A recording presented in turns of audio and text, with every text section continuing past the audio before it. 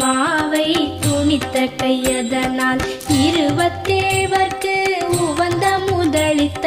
குருபரன் பழனி குன்றினில் இருக்கும் சின்ன குழந்தை சேவடி போற்றி என்னை தடுத்தாட்கொள்ள என்றனதுள்ளம்.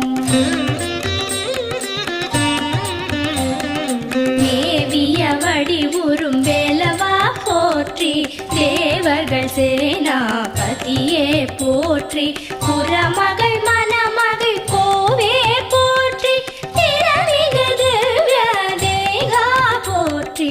இடும்பாயுதனே இடும்பா போற்றி கடம்பா போற்றி கந்தா போற்றி வெற்றி